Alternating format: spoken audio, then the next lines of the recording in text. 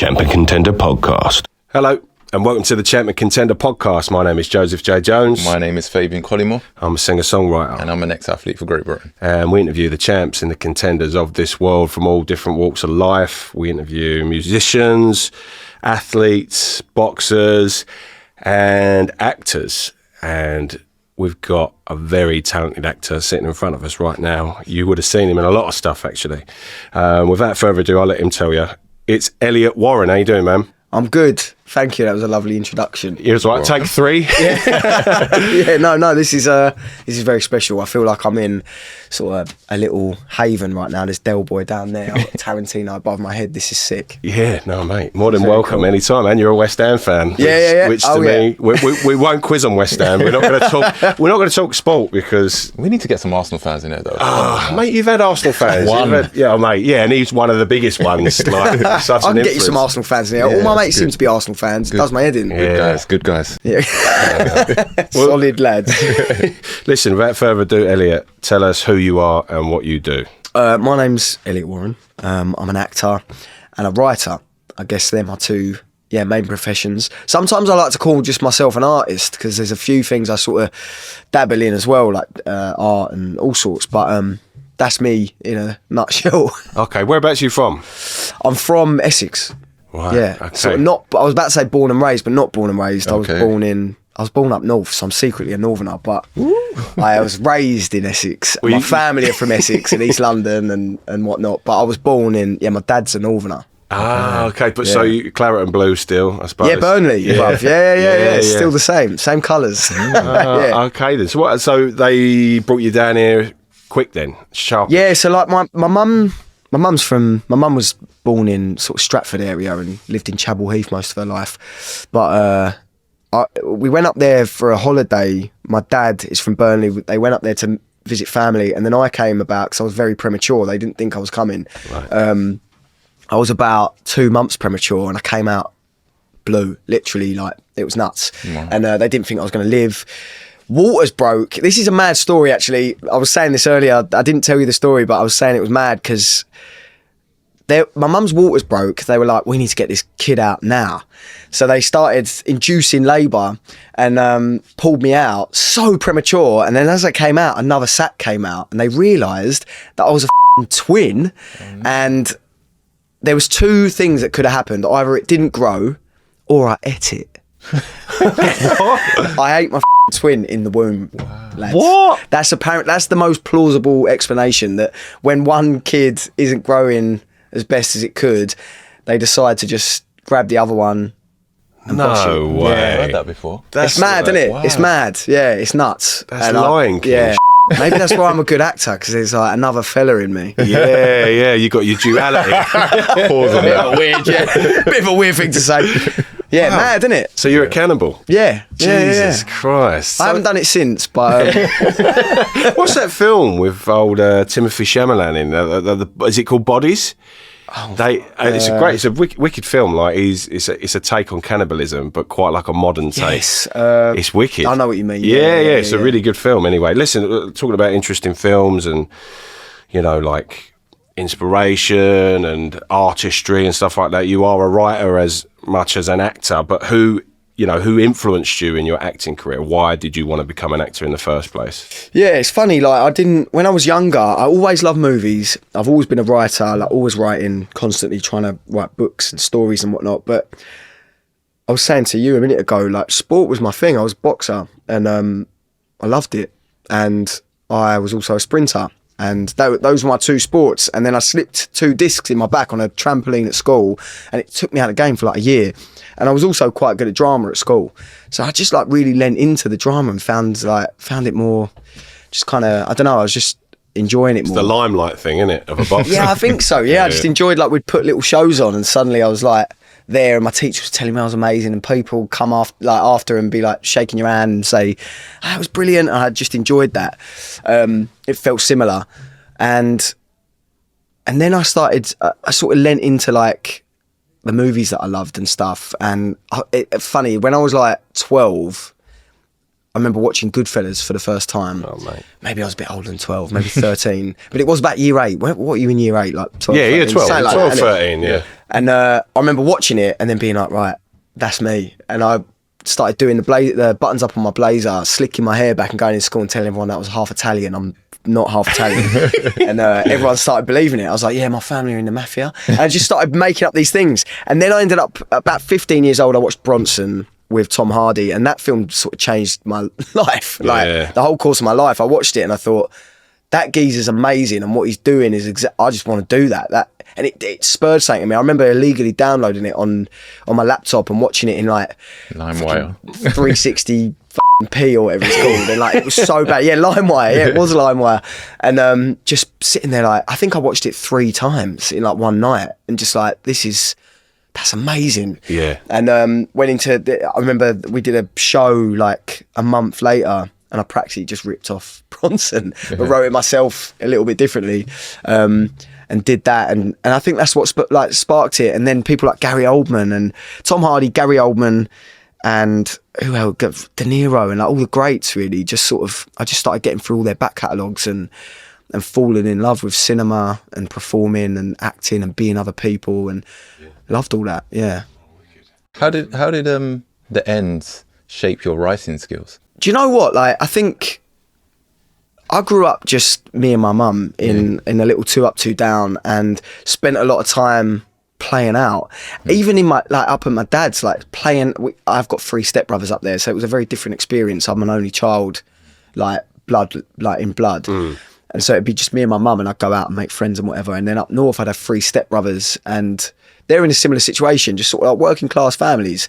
And we'd go out, and the experiences you'd have like on the streets, and like the people that you meet, and things you get up to. Like, we used to go out and just like, the idea was that we just want to get chases all the time. So we'd go to the shops and we'd buy black like hoodies and trousers purely so we'd be like, better to be hidden in the shadows. And you go out and just get chases. And that's what we did every day. And it would be like, the worse the chases were, the better. Like, one of our friends got caught once and like dragged across the road and like beat, and we were like, this is sick. And I think just having those childish sort of juvenile experiences when you're younger just started shaping my writing. That's all I wanted to write about. And my granddad, who lived in Chapel Heath, that was from like Stepney, he was a jazz singer that used to sing around all the pubs and clubs in East London, and I'd go with him. He used to go to like, he's got his picture up in the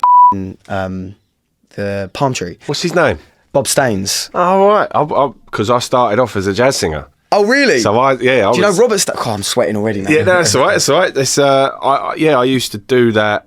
Like, oh, wow. Yeah, I was... I'm taking it off now, like we can edit this out, but like literally I was in like Ronnie Scott's and Pizza Express Jazz Club when I was like 14, 15. Oh, amazing. So I was like signed at a young age for doing jazz music. Oh, wow. But yeah, I've heard of you probably have Bob Staines. And then Robert Staines is his son. He's my uncle, but he's younger than me, so I call him my cousin. It's a little bit like what you have with Ross. But he's now doing that.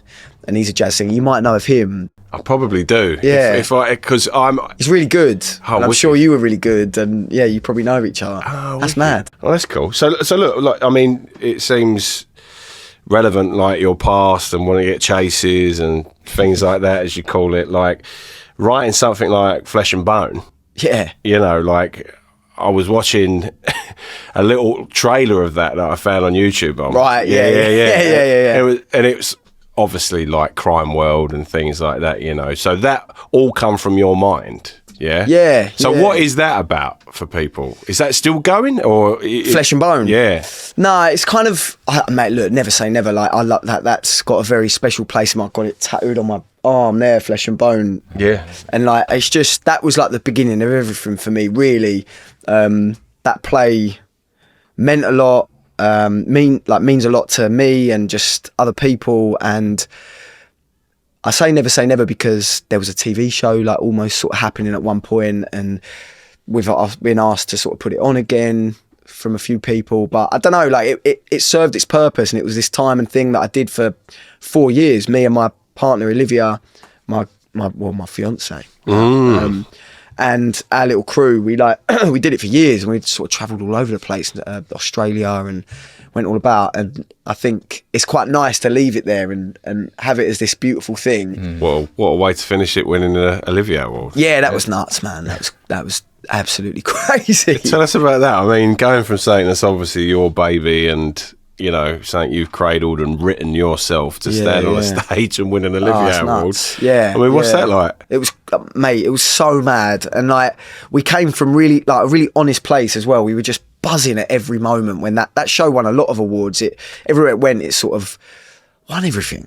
And every single time it won something, we were just equally as buzzing. What I'm trying to say is, like, we might have won a small festival that was like, good job, and we were like, yes, and then we won the Olivier and we were also like, yeah, everything just felt like another level up, and it was so special. But that show started in the Etcetera Theatre. There's a pub theatre in Camden. It's above a pub, and it's tiny. There's probably like 40 seats in there. And on the first night, we've tried so fucking hard to sell tickets and talk about it online. We made the trailer. I made a poster. I got a mate to like draw the pictures, and I did all the marketing myself, and got my mate to take photos of us because I saw this photographer. What's his name? Oh, it would have been a cool little shout out. That I can't remember. But he does really cool photos, and we like tried to emulate his style. And anyway, we did it all ourselves, and we get there. It's the first night, opening night. We're standing behind the curtain, and it's like the curtain is literally, there's a curtain on a wall, and there's about that much space. We're like this, and we've got Chopin playing. Like the film was all about. It's set in a council estate. It's all about this family that are in a flat that's due for demolition, and but it's like undercut with like, or like juxtaposed with classical music throughout it. And so that's playing, and we're all there like this, and it's so nerve-wracking, and we're like, come on, this is it, first night. And I start the play run, I go out and stand in a spotlight, and bang, it comes on. And so I'm standing there, and bang, it comes on, and there's these 40 seats, and there's 2 fucking people in the front, and my mum at the back with a flesh and bone top on. It was so depressing. I kind of wanted to turn around and leave, but we were like, and it was at that moment, I think, maybe, where I was like, no, we're going to give you 3 people the best show you've ever seen in your life, and we're going to do this every single time. And the show was so fast and crazy, and I think where that came from was when you're nobody in the industry at that point, yeah, and you've not done any body of work, and you're working class, so you've not bought yourself in, you've got no nepotism in your family, you're just you, and you want to do something because it's your passion. You start to you want to keep moving forward, right, and keep making this thing. And I don't know, man, flesh and bone, you don't want anyone to look away from what you're doing. You want to so flesh and bone was made and it was so fast, and we wanted to make it so that no one could look at their watch and be like, oh, when should we go and have dinner, or when is this gonna end, or I don't know. We just wanted to make something ballsy and fast and crazy, and we did that. And I think from that first performance, we just, every single performance we ever gave out for 4 years running was just, we came off dripping in sweat and just buzzing. And it was, mad experience. Well, everything's reactionary based now, isn't it? You have even music, there's no intros anymore. It's bang into music, straight into it, 2 minutes long, just to keep your attention, you know? It's a shame. It is a shame. You know, you have to, like you say, sweat and bleed to look at what we're doing. Look, we're creative about this. But there is something quite nice about it, in a way, not in that 30-second attention span sort of way. That's but I do think, why should you look at me right now? What am I doing in this industry to be better than that person? And I've got so many thoughts in my head right now about this point, and I need to sort of channel it. But with Flesh and Bone, I wanted to make some noise. Yeah. And we couldn't afford to. We went to Edinburgh with that show, Edinburgh Fringe Festival. Oh wow. And that's a great platform for anyone that's starting out in the industry, right? But it's now become so expensive. No one can afford to go there. No one can afford to put yourself up. It's going to cost you $6,000 for a little team of a theatre team. It's going to cost you at least $10,000 maybe. And then that's just getting you a place to sleep. And then you've got to pay for marketing and do the show and live up there. It's impossible for smaller companies and that. So there's this thing at the Pleasance Theatre called the Charlie Hartle Fund, where they give you $10,000 and basically mentorship and production sort of help to go up there. That's good. So we were like, that's the only way we're going to be able to do this. So let's apply. We applied, we got in, and it's sort of an X Factor thing. You go, and there's like 200 people. It's a 200-300 people seating theatre, and it's packed. And you go in and you perform. You get 5 minutes to do something from your show, and then there's probably like 15 on the night, and then there's another 15 the next night. There's about 30 people that get picked, and a winner comes from it. Okay. And we were like, right, what are we going to do? 10 minutes, 5 minutes on the play. No, it's not even that. It's 5 minutes. 5 minutes of the play. And we were like, let's do a trailer like it's a movie, like, but in theatre world, and like do something really cool with the sound and just go mad, like make them buzzing, because you watch a good trailer will make you go see the film. So let's do that instead of just picking a scene. So we get there on the night and we're last, right, out of 15. So we're sitting at the back. Stress. Oh, it's horrible. But I kind of liked it as well, because it was like, okay, we can make a bang, but it's horrible to sit through like an hour and a half of theatre. But we're sitting there, and I remember this one geezer got up. I won't name him. Don't remember his name anyway, so it doesn't matter. But he got up and he had this really floppy hair and a shirt on. He was like, right, and he was the director, and he was like, so what we're gonna do? This play's a love story, and I'm sort of trying to talk about blah blah blah, and was like telling us about the themes, and everyone was already bored. And he was like, and they're gonna anyway. We'll get into it, and then you know we can talk about it. And he gets off, and then these two people come up onto the stage and they do a scene, and no one really knows what's going on. It's very flat, and that just kept on happening. And we were sitting there like, yes, I think we've got this. Oh wow, really? Yeah, we were like, we just got to sail this ship, and like park it, and we'll be all right. So we get onto the stage, and everyone, after every single performance, every 5 minutes, everyone's like and clapping, and it was great and whatever. And some were really good. Like, it wasn't all shit, nothing was shit. But it just, I just don't think people thought about, we're business side of it. You got to clinch this right now. This is your one moment. Yeah. And then we get onto the stage, and we did this trailer, right, where it probably had about 7 or 8 different songs in it at once. There was a sex scene, there was a fight, there was a monologue, and like people just screaming and shouting and pushing each other. And it's all in, I wrote it, and it was all in Shakespearean / Cockney rhyming slang. Oh, quality. Like a weird sort of vernacular, like Shakespeare. And we were doing that. So that was like pricking people's ears, like, what is going on? And we finished, and it finished with this like really like mad line of like, I can't remember what it was. I can't remember it off the top of my head, but it's a Shakespeare line about like grabbing the moment or something. Yeah. And 200-300 people, wherever it was, all just stood up, and they were like, "Rah!" And they were screaming, and we were like, I think we fucking got this. And then we left, and we had to wait for the next night, but then we did get the call and we had it. And I think that's what it's all about, man, especially when you don't come from somewhere that might necessarily give you the tools to be able to just go be an actor or win the lottery and just get put in a show. You've got to make some noise, and you've got to just tell everyone, I'm here. And I think that's what we did that night, and then it just, you know, for the next 4 years was just like we carried that energy through the whole time. Amazing. That's crazy. Yeah. It was nuts. It was such a mad night. It was so cool. That's mad. Like, you said that once Flesh and Bones nearly broke you. What happened off stage? When we made Flesh and Bone, I was also going through quite like a bit of a weird time in my life where I was struggling mentally, I guess. And Flesh and Bone was the kind of thing that was keeping me sane. But I went through a time where, I don't know how much to say on camera. F it. I went through a time where I'd done way too many drugs and my head up, basically. One trip in Amsterdam, me and my mate went there and just did everything you could ever possibly do. Woke up like, oh my God, let's Google the strongest brownie we can do. Still just like in the head in that moment. Went and done that, and then that just done me.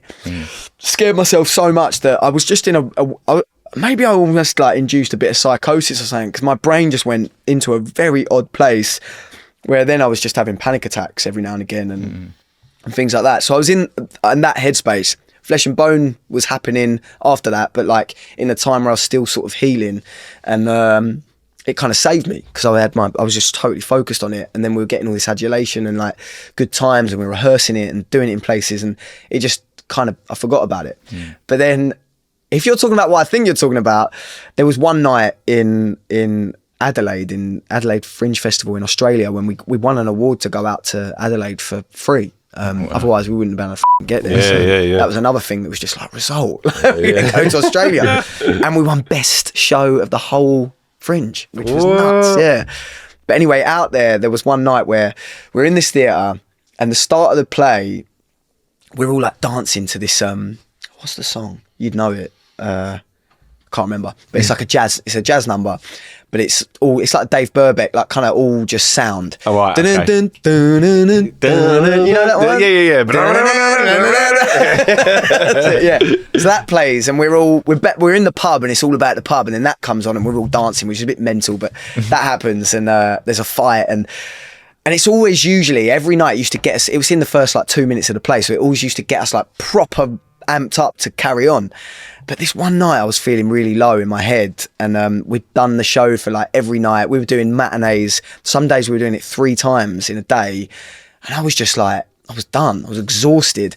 And this one night we were doing it, and we're doing this first bit, and we're dancing, and I'm like moving around, and suddenly my head went into a place where I like zoned into something, and I couldn't. The music suddenly was tinny, and I could just hear our feet squeaking on the floor, and I looked out and could just see 200 people just looking at us like this, and it just suddenly felt so shit. The play felt like it was, no one cared about it, and in my head I was like, oh my God, I'm about to die or like have a panic attack or something. Yeah, it was nuts, and my heart was going, and I was like, oh, I need to stop the play and run away. And I was this close to being like, sorry, we need to stop. But instead, my next beat in the play was like, run over and pretend to neck a pint. And I did that instead, and then I was all right, and I just carried on. But for a moment, it was like the whole world was about to implode. And it's funny, like, maybe just to bring it into like general acting, is like, that happens, man. Like, sometimes you're in your you might know from music, you might know from sprinting, like, you're so in your own head, you're there in the moment, but you're actually thinking about like, oh, I wonder if like, this is happening or that's happening, and that thought can sometimes go proper left and take you somewhere really dark. You end up singing a different song, or something like I've found myself when I'm literally singing a song, singing what I'm thinking. Right. So it could be about something awful. Someone has walked in and I think they're a or something, and like, fly me to the fucking way. You know what I mean? Just fall out. Something like, yeah. But that's when you're like you say, like when you're really sort of spaced out and you're trying to connect with what you're doing, and all of a sudden you do it so much that it becomes second nature. But what else is second nature to you slips in. Yeah, totally. You're suddenly in this very calm state where and anything can happen. Talk to us about, so we go from writing and acting in your own show, gets awards, critical acclaim, like, and then how does an actor go about getting roles, and like, especially say a role like Batman? How'd you get into Batman?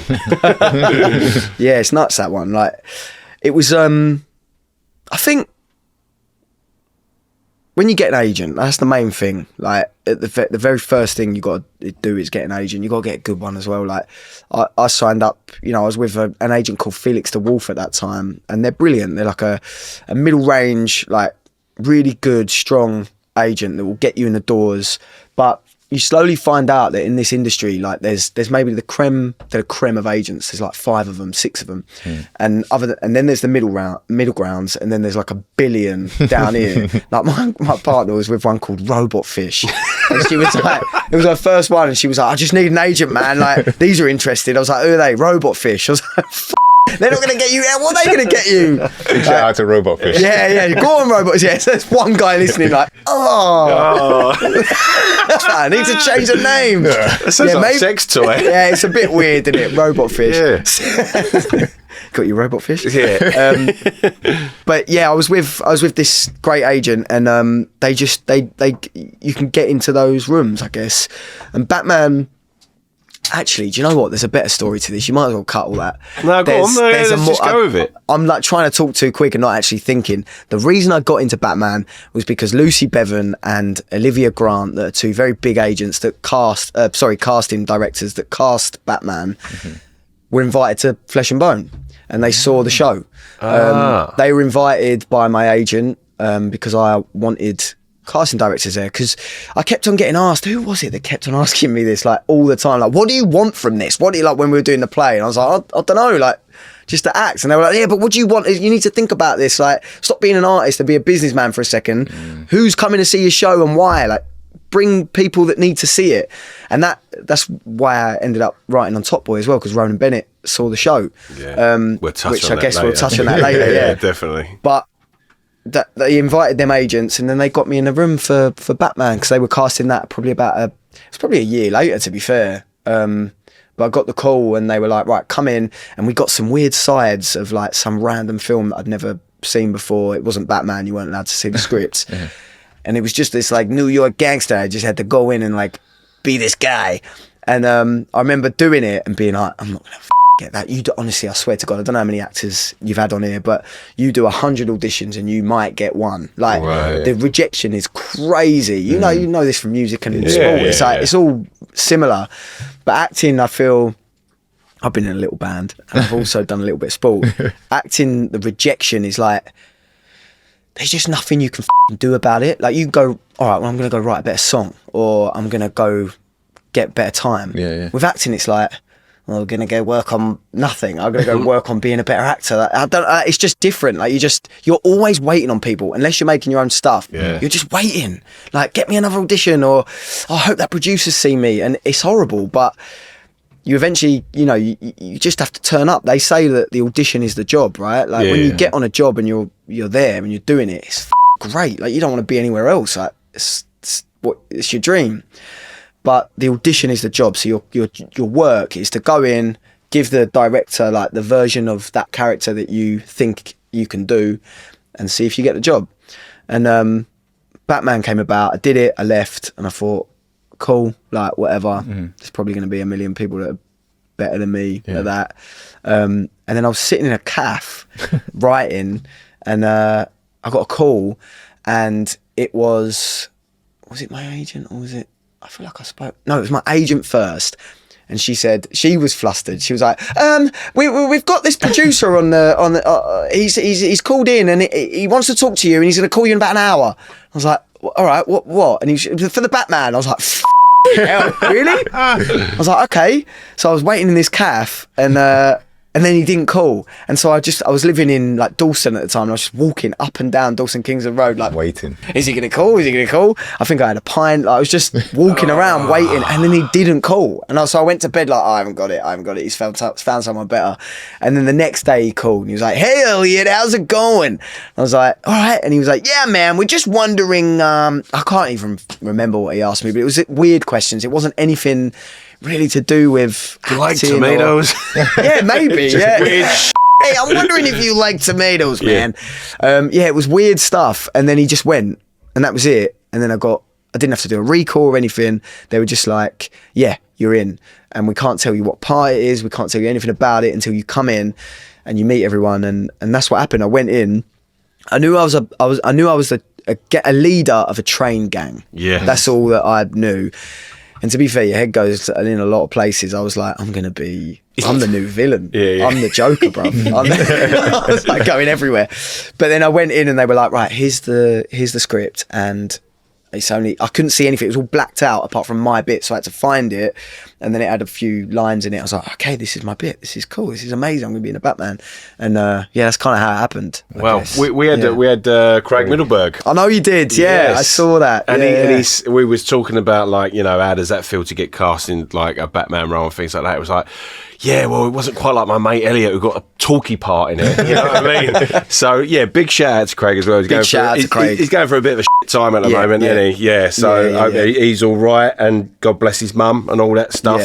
Yeah. Definitely, he's such a lovely lad. He's a talented boy. And he's really talented, and he's got his head on, like he knows the business side of it. He's really pushing and he's going to do big things, yeah. Well, with you know, actors that you meet along the way. I mean, do you go, I suppose you collect it, right? You collect those guys in your thoughts and go, I've got this idea, guys. Should we do something? Yeah, man. Yeah. Like, totally. I mean, is there anything in the pipeline, like off the back of films that you've been in? I do want to go back to Batman, by the way, because I'm a Batman freak. So, Oh, yeah, no, sure. I'm a definite like fangirl of Batman. But like collecting, you know, people along the way for ideas for stuff you write, is that something that you do? Always, always. Oh man, like I've got so many projects in development and on the go, and like I don't even really know where to start, but we can get into that if you want. But always, mate, always. Like, and it's funny, you know, like I've got a mate called Anthony that I met on Masters of the Air, and he's like doing massive things. He's famous, like he's fully famous, and he's always messaging me. He's Northern Irish, and he's like, "Come on, man, like write something before I'm too big." And I'm like, Jesus, like it's pressure. And he's like, write something before I'm not your mate anymore. And he's only about, but it's true. Like you collect these people and you think they're talented, and you can't hang about, you know, you gotta get onto it. But it is definitely something I do. Like there's always projects on the go, and there's a guy called Charlie Ricks that I met. Funny shout out Charlie Ricks. He's gonna think I fancy him or something, man, because every time I'm in a short film or doing something, I'm always like, you should employ Charlie Ricks, because he's just such a good lad, and he's doing great things, and he's a good actor. And you know, you meet these people and I think, why not, like, let's bring everyone up together. But that's the way it should be, right? Yeah. If you need any music, let me know. Yeah, 100%. If you need anyone to run fast. Yeah, definitely, mate. He'd be running around the old cast there. It's funny you say that. I'm writing something in a minute. We'll probably touch on this later because it's probably my biggest thing at the minute. I'm writing something that's in development with Netflix called Slaughterhouse, which is a show about, it's set in Essex, and it's kind of about boy racers. But really it's about just men in general, in working class men in Essex or in the country at the minute, and the issues they're facing. But one of the characters, Cosmo, is with that sort of deliberating whether he's going to be a sprinter or a boxer at the minute. Okay. And he basically he fails at that, and how that he was always going to be the one that gets out of the and does his thing. And he fails, and what that looks like. You could quiz. But you could be like, you could be his running mate. Yeah, I can do it. Or quiz your brain, whatever one you want. Whatever. Yeah, there you go, sorted. From Champion Contender to Maybe, maybe you've made my mind up about him being a sprinter instead of a boxer. There you go. That's what it was all about. Yeah, true. Yeah, it's actually not made my mind up at all. We have so many boxers in here as well, like a lot of boxers. But it's always like it's probably a good little time to say about this. Like whoever we interview, it always seems to be the same story of, like, you know, the champs and the contenders are people that have been there and done it, and the people that are up on the rise, and like Fabe's a runner, I'm a singer, you're an actor, but actually the story is exactly the same. Like it's never too far away from it. Yeah, totally. You know, we're all trying to gunning for a dream, innit? Yeah, exactly. And you're all in it a penny for a pound, right? You want to get to that place and the dream of it all. Everyone, that's why we interview the people that are the contenders, the people that are up on the rise. You know, the people that have got that shot, because you know, people that have just been there and done it, and they're doing great things. It's like wicked, you know. But, nice story. But... Yeah. But what about the people working for it now? And then look back on an interview 3 years from now, and it's like, told you. Yeah. You know. Well, look, talking about a man who's completely made it is Matt Reeves, and I want to bring it back to Batman because I am, as I said, a big Batman fangirl. The biggest. I mean, look, I really loved The Batman. I thought The Batman was pretty accurate comic book, but gritty, and still pulling from Nolan a bit, but just a bit more on the comic side. Totally, it was two worlds that I was like, this is what I've been waiting for. What's it like to work with Matt Reeves as a director? So he was it was during the height of COVID, right? So Matt Reeves would come onto set in a full hazmat suit. He had like almost like massive sort of just massive shoes on. I don't know what to call them. And he had masks on and gloves, and it was crazy. He was like a spaceman coming in and directing us. Not all the time, like through rehearsals he was very different, but he was so passionate about Batman that it really like it came out of him, and you could tell that how sort of just into it he was. It's so culturally important.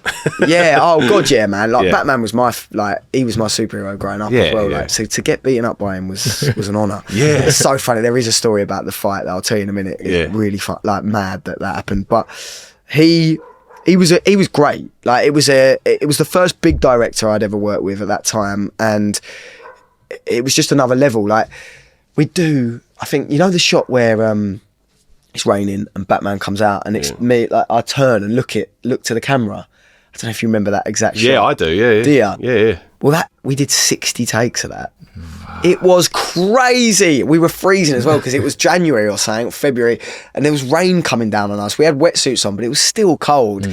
And it'd be like again. And at one point, like in like the 30th take, it was like, come on, bro, this is nuts.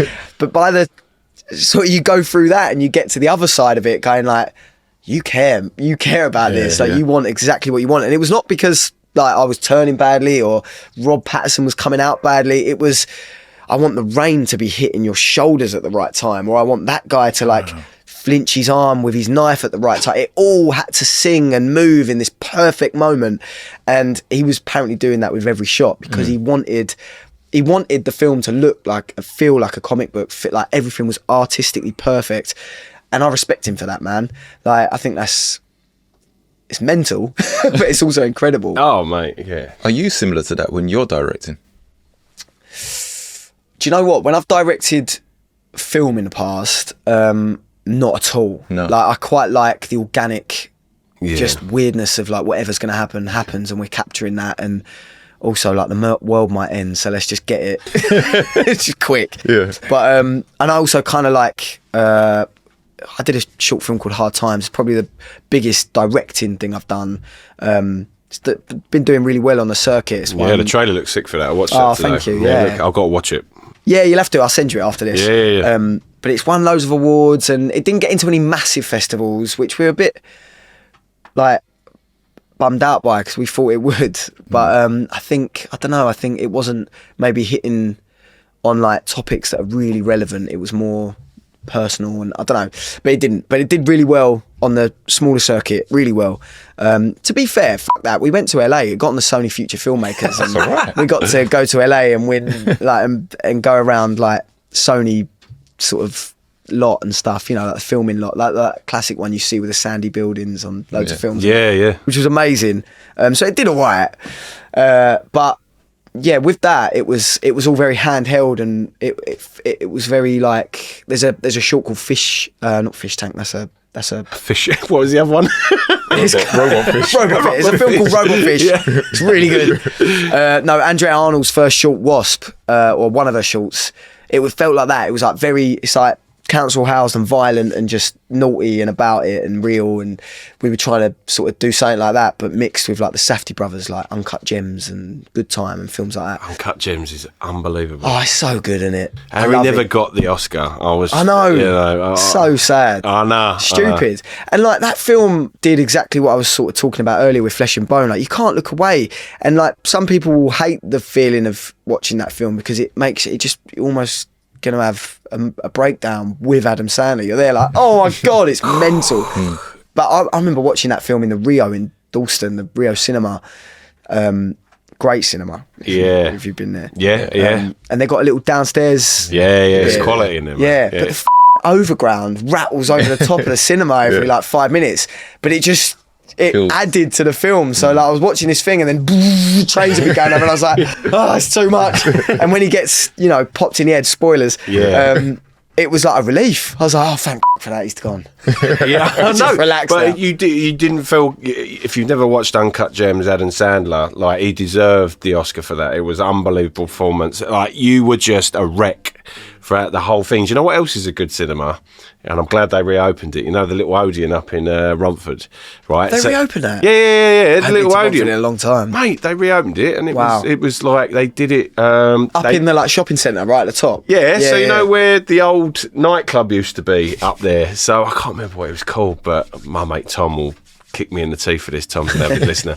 But honestly, they did like £4 a ticket for cinema today up there, and they hadn't changed it since like 2003 or whatever it was. Yeah, it was so cool. But listen, I want to talk to you a little bit about Lieutenant James Douglas, right? So, I mean, we're going through your journey a little bit here, which is like writer, theatre. You're getting these roles, like part roles within films and that. Like, to land something that is arguably like, the new Band of Brothers, which it is, isn't it? It's, Masters of the Air. Yeah. So, I mean, how's that, first of all, to get in such, a prolific series? It's an amazing series. Before we continue with today's episode, here's a quick word from our sponsor, Blackburn & Co. Whether you need staircases, balustrade, fencing, gates, bespoke metalworks, Blackburn have got you covered. And they offer a friendly and professional service. At Blackburn & Co, metalwork runs deep. This family business spans 3 generations of skilled smiths, passing down traditional blacksmithing techniques and transforming them into modern welding and fabrication. It's heritage you can trust, built into every piece they create. They work with metal because it's reliable, and their customers choose them for the same reason. Fully insured and proudly accredited by CHAS, Construction Line, SMAS, and Safe Contractor, Blackburn & Co deliver work that's as safe as it is solid. From large-scale commercial projects to customer pieces for your home, ornate gates, bespoke balconies, railings, and more, no job is too big or too small. They offer a full service from design through to installation. If you want to contact them, call them on this number. That's 01277 674299. Or better yet, to go to their website, click on the link in our bio on Instagram or click on the link in our bio on YouTube. Right, back to today's episode. Yeah. Oh man, like when that came through, I was just like, I couldn't really believe it. That was the one where, from the moment I got it to the moment it finished, I don't know. Pinch yourself, sort of. Yeah. The sets, like until Amazon made Lord of the Rings and just Bezos put a billion quid into it, it was the most expensive show ever made. It was the most expensive show ever made for about 20 minutes because Lord of the Rings came like straight after it. But it was I think it was about 750 million or something, and you could feel it as well. Like the sets were just out of this world, man. Like we'd go into massive air hangers. Apple took over an old milk factory, so it all stunk of old milk, which was weird. Oh, so, really? Yeah, really weird. Yeah. Gross. But or now and again you just get this big whiff of like eggs or like old cheese and you'd be like, oh Jesus. But I remember going into this one set and it was just, they'd created a desert and it was like, there was green screen around, it was blue screen everywhere, but it looked like a desert. They'd done enough. I was like, wow, and then there was a crashed plane in the middle of it and we're like jumping out of it. It just looked insane. I was like, this is movie making. Yes, this is amazing. Yeah. Mad. And then like you're standing there waiting for Austin Butler to come out the plane, like, and you're just like, this is sick. Oh. I'm here. Yeah. But do you know what? I think for him that's perfect casting because what you're seeing there, listen, he's become Elvis, right? Yeah. Everyone, I felt like Elvis was actually a sick actor, and I remember watching Tarantino talking about how sick an actor Elvis actually was. Yeah. And like, what you're seeing there effectively is Elvis in those old G.I. Joe, like, G.I. Blues and all that sort of stuff, but up to date in something, that's credible. So true. Yeah, that's a good way of putting it. Yeah. But like, credit to you, man. Like, you just fitted so well in it. Like, thank you. But it was mad because shout out to Ross Inwood. Ross Inwood, go on, son. Who's one of your best mates, and like he's I call him my cousin because I've grown up with him. And when he said like, "Oh, I know Elliot Warren," and I was like, Elliot Warren. And I'm going like that. And I just finished watching 1,000 Blows. Oh, wow. Right? And Yeah, you're yeah, in it, yeah. which we'll go on to after Yeah, right. the whole Masters of the Air thing. There's a lot to get in here. Yeah, it's a lot. But it was like, mate. And I didn't want to seem like a pest. I kept texting you like, I want you on. Can we make it work? Can we make it work?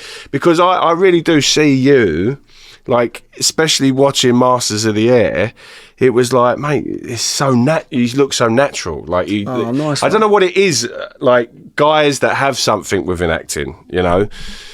And I think Craig's got it. Like, we were talking about Craig earlier. I think Craig's got it. But, like, you fit the movies, man. I can see it. I can really see it. But what, I mean, like, it was that glorious wig I had on. I ain't got as much hair as that. That was nice. But you actually look like one of those old lieutenants, you know? Right, like, it really fitted you well. Oh, and I'm appreciate into it. Did you ever watch, like, wartime movies for that role? Yeah. I mean, yeah, we definitely watched some of the classics. Yeah, I guess I just watched Band of Brothers like over and over again, thinking that was what it was going to be. It was going to be Band of Brothers 2. Yeah. And just like all the ones that I used to love as a kid, I just reminded myself about, you know, all of that. Saving Private Ryan, and can't think off the top of my head. What else did I watch? Yeah, but that's enough. Band of Brothers, Saving Private Ryan. I mean, you know, like those actors that were in Band of Brothers. I mean, when you look at Stephen Graham, you look at Tom Hardy. That's crazy, isn't it? Yeah, well, yeah. And what's his name again, Lou? The Homelander guy. Oh, bloody... oh my God. Daniel Lewis. No? Damian Lewis. But like all them guys who you didn't really know, yeah, all of a sudden they've just gone bang. Yeah. Like, and there's more in there. Like, it's crazy. Yeah. Some of the, even Barantini.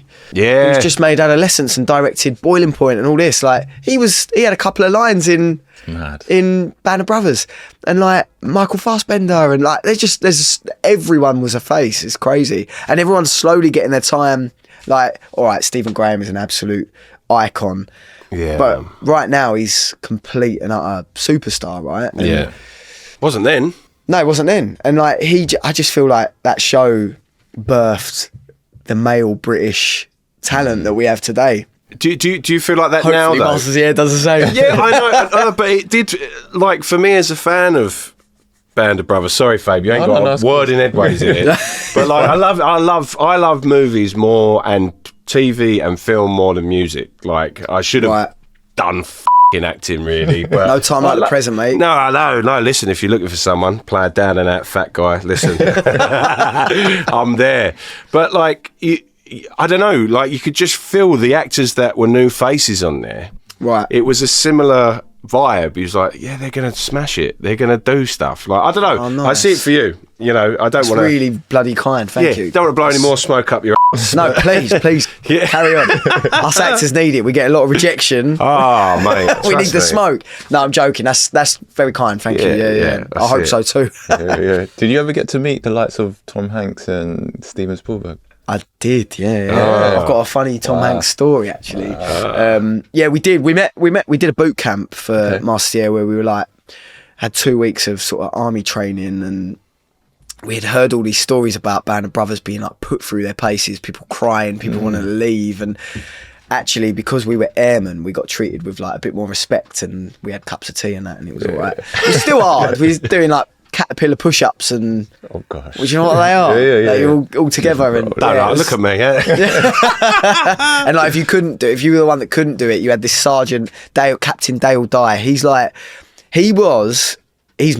He's the guy that started it all with Platoon, where he went to the director of that film and was like, mate, it's a massive director, I can't think off the top of my head, it's terrible, but he was like, if you want to do an army film, it has to be legit. So let me take your actors, I'll take them on a little trip and I'll make them army men. And he took Johnny Depp and Charlie Sheen and all the rest, and he beasted them to the point where they were like, what is going on? We're movie stars, what is going on? But he set a precedent. And then Captain Dale Dye was the main guy that did that. He did it for Saving Private Ryan, did it for Band of Brothers, the Pacific, all of it. He'd take all the people away and treat them just like army. Like, you get no special treatment. And that's kind of what we did with Masters of the Air. Like, we're all in it together. Austin Butler was there, Barry, Keown and Callum Turner. We're all no one was better than anyone else. We were all there mucking in.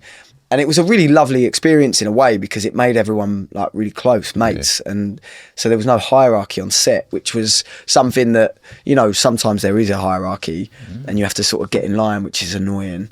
Yeah, and I never want that. Yeah. You've got to be nice and you've got to try and just like crack on with how they want to do it. But Master the Air didn't have that. We were all boys and we were all in it together. And that was, I think, yeah, there was a, do you know what? There was a funny thing at the start of that job where Kari Fukunaga, who directed the first block, he stood up in front of everyone and he said, so the scripts are half written, half not. And, you know, if you want to be in this show a little bit more, if you want to be in this show a little bit less, you got to prove yourself. So, you know, there's going to be a lot of ad-libs, a lot of improvisation. Wow.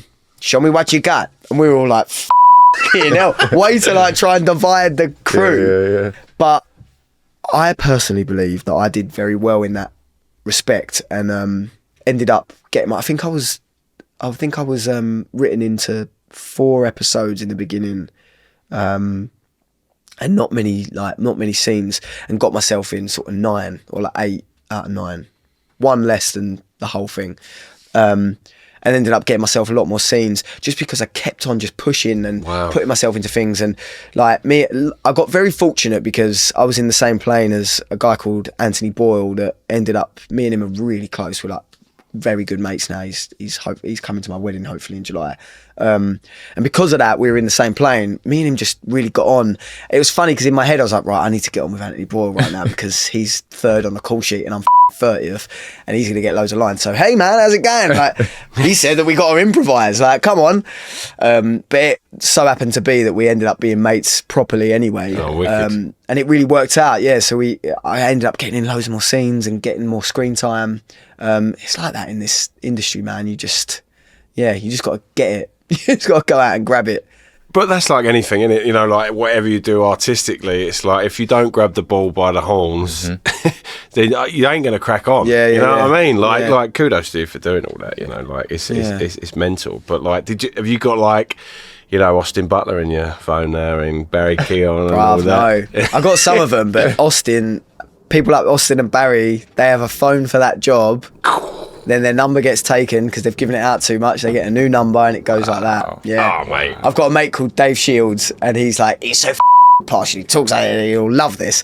And he had all their numbers. He was like, they don't work anymore. I can't call anyone. No, really? Yeah, you'll just get another actor. You might get Robert De Niro. Hey, who's this? And it's like, and it's a phone from maybe like the publicity, their PR people, or maybe their agent that they'll give, but they'll be handed out to other people like, okay, Austin Butler's coming over to England, so give him a phone, give him this, give him a place to stay, and a number, an English number, so we can contact him. So he'll give out that number while he's on that job, but then when that job's finished, he's gone back to his real phone or whatever, and that's gone. Like, it's mad. Shut up. How do you make new friends? I you know what I mean? Like, that's like, you could have, you know, like you could have been talking about. Well, maybe they give their real number out to the people they actually like. Well, arguably, you was in 2 films with Barry. You know what I mean? Yeah. That TV series. I've met Barry a few times. He's a legend. Like, so you got his real number? No, I don't. I don't even have his number. I've never had his number. But I'm arguably in 2 films with Barry, and I wrote Top Boy, so I met him on that as well. So we've crossed paths quite a lot, and we spoke quite a lot. And he's a good lad. Like, he's just, I respect that geezer so much for what he's doing in the industry because he's mad. Yeah. Like, he's such a character, but what he puts out and presents is like just this really. I just love what he's doing. I can't stop seeing him in that bathroom scene. You know what I mean? What was that? Where he's drinking. Oh. Yeah. What is that called? Oh my God, what's the film called? Yeah, the Emerald Fennell film. The Thick, ain't it? Yeah. So it's what? Saltburn. Yeah, there we go. We normally go, let's look on the phone or put it on a third, but no, we got it Saltburn. But mate, that was just like dodgy. And after that, I'm just a bit like, that's the Joker. yeah. But that is a Joker thing to do. Like, it is. Yeah, he was playing the Joker. Yeah, but it's funny that how they might not be making Batman 2. You seen all that? Shut up. They've like Matt Reeves is off. Because there's too many problems and issues with the scripts, and they're no. Yeah, I don't. That's what I heard. Maybe it's not official, but I did see something saying he was off. Step in. Yeah, I'll do it. I'll do it. With my knowledge on Batman and your talent with writing, do it together. We could write in this pub as well. You imagine that? Perfect. Batman 2 was made on the Champion Contender pub. Listen, we touched on Top Boy. Let's go back to you writing then. So let's talk a little about your collaboration with Top Boy, because you wrote an episode, right? Yeah, I did. Yeah, I wrote an episode, birthday party, in the last season. But it kind of started. That last season was amazing, man. Like Top Boy is probably I'd put it up there in my top 3 favourite shows ever. When it came on telly on Channel 4 back in the day, it was like, wow, like this is it. This is the sort of, I don't know, like it's weird to like people I know, but I didn't know drug dealers, but I knew people like that, which was what it was getting. It was getting real communities, but it was also giving it a dramatic sort of pace and storyline with the world of drugs, right?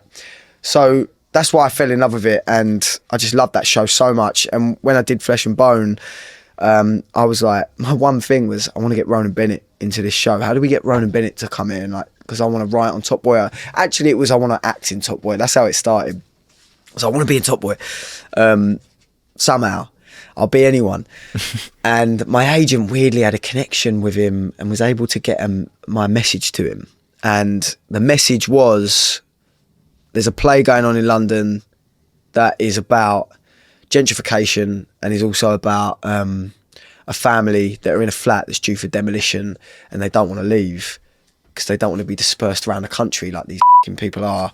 And it was also exactly at the moment when Grenfell happened as well. So the play felt so poignant. Wow. So of its moment. And so I think all of that happening made Ronan Bennett, who is like renowned as being someone that doesn't reply to people, isn't bothered about the industry, just writes, does his thing. Do you know about Ronan Bennett? Not really. Not much. Bro, he's nuts. His story, if you can ever get him on here, you'll have some stories. That bloke is like, I don't want to put words in case he sees this, he'll literally pop me, but he was like legit. He went to prison a few times, involved in the IRA, involved in like all sorts of stuff I'm actually not going to say too much. You never know who's watching. But he's about it. And so I just thought, hey, he's not going to come to the play. He turns up and he comes to the play. And I didn't know this until after. And we come out and my agent's like, Ronan Bennett, watch that. And he's over there. And I was like, what? Oh my God. And then he comes over and he goes, Elliot, that was incredible. I loved everything about it. Come to my house. Let's have a chat. And he left. And I was like, oh my God. So then like about a week later, I go to his gaff in Hackney. This is a beautiful place in Hackney. And I hope Ronan Bennett's not listening because I'm about to mug him off a bit. No, I'm not. It's just a funny story where I was there and I was so nervous and I opened the door and he's there in sort of his pajamas, like no shoes. He's come in and we go in and then we go like to his conservatory, which is in Top Boy, you'd recognise it. And he's like, look over there. And there's like some foxes playing around, the most beautiful foxes I've ever seen. Like they've never left his garden. Beautiful fur, like didn't look like the mangy foxes we all know in Essex and London. And I was like, oh my God. And he goes out and he's feeding them and his cat comes over and they're playing together, the cat and the foxes. And I'm like, this is mad. What is going on? And then we sit down and he's like, right, Elliot, I can't, what did he say? Season 2's already written. He was like, I can't imagine where I'm going to place you as an actor into Top Boy, but I want you to come on the writing team for something else. And I was like, oh, okay, cool. And then there was a show in the works called Money Getters, which was about 1970s bank robbers with Apple TV that he was sort of writing, and he got me onto that. So we were doing that for a little while, and that was great. I was getting paid, writing with Ronan Bennett, with Cowboy Films that also make Top Boy, that's the production company. And it was a massive learning experience. I still, to this day, like everything I sort of do when it comes to writing projects with other producers and networks that I'm writing with, I'll use the framework that I learned from that job. Like working with Ronan Bennett was a complete masterclass in that sense. But that show didn't amount to anything. They had Michael Fassbender on board. They had 2 scripts that were brilliant, like written by Ronan and me, and I felt like they were really good. It just didn't go anywhere. What? This industry's nuts. Michael Fassbender, like you think he'd clinch it, but it just sometimes doesn't work out. And anyway, that was it. And I went on to Gangs of London. You remember that show? Of course. Yeah. So I got onto that season 2, but it was a bit mad. And I was also doing Masters of the Air at the time. And I had to sacrifice scenes in Masters of the Air to go into the writer's room for Gangs because I was on a first call thing, and then nothing would get done in the room. And it was just all a bit nuts. And I ended up leaving. So I didn't actually get an episode on that show, even though I'd sort of developed it. Didn't get an episode on that show, but the day I left, Ronan calls me and he's like, Elliot. I went, yeah. He went, Money Gets, not happening. I was like, sweet, another knock. What else? Roll with the punches. Yeah, and he went, but we're going for season 3 Top Boy. I want you on it. And I was like, what? I was like, yep. I'm in. Yes. Man. So then I got on that, and it was amazing, man. Like we'd go to his conservatory, we'd go to his house, and we'd sit around. It was the producers, me, Ronan, and the other writers, and we'd sit and we'd just discuss. And it's funny, like Ronan's such a busy man. He's got so much going on that I ended up writing the first drafts for like pretty much every episode, apart from one that was done by another writer. They were like, they'd call them throw-up drafts. That's what they call them in the industry, because you have to write them in like 2 days. So they're rough, but a lot of passion in them.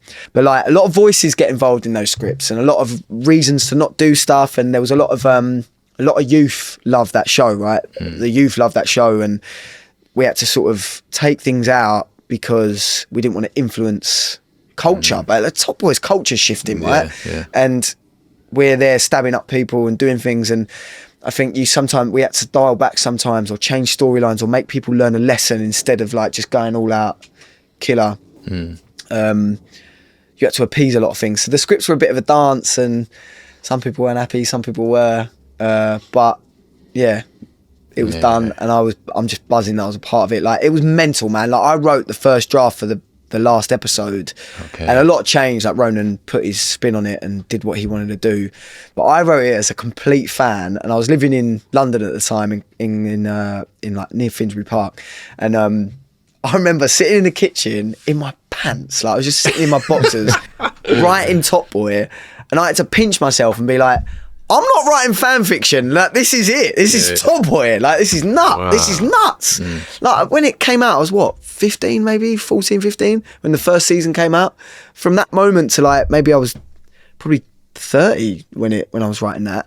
Like double my age. Like, sitting there like, oh my God, I'm writing my face. It was such a crazy moment. Is it that long it's been running? No, it had a break. It had a big break. Yeah. Wow. Big break. It was on Channel 4. Had 2 seasons. They wrote the 3rd season. I'm writing at the minute with 2 writers that were on that 3rd season. They've got scripts, but that all changed and it got canned. And then, like, literally 10 years later, Drake picked it up, which is crazy. Drake is very prominent in the British scene. Like, he gets grime. He gets British acting. He gets all of that stuff. You know. Kendrick f***ed him up, didn't he? I love Jake, man, and what he's done for us. But man, I think you have to wave the flag for Drake. Oh, he did, but you have to wave the flag for Drake. We're getting a bit off subject, but you have to wave the flag for Drake, because when you watch things like when he was at Reading Festival with gigs, run out at Reading Festival with gigs, and was just like, let's do it again, let's do it again. Totally, mate. The amount he's done for British culture is very cool, actually. Like, and I think it's because he's Canadian that he understands. So everyone thinks that he's obviously American, but he isn't. He's just adopted by American culture. He's a Canadian guy, and I've got Canadian family. And the humour is exactly the same. So it wouldn't surprise me in the slightest that he gets it. He just gets British people. But it's cool. That's my. I think. No, he's saved Top Boy, man. He'll never like go down in my book for that. Like, that was wow, great move, mate. Come on, Drake. Come on down, man. You're welcome here, man.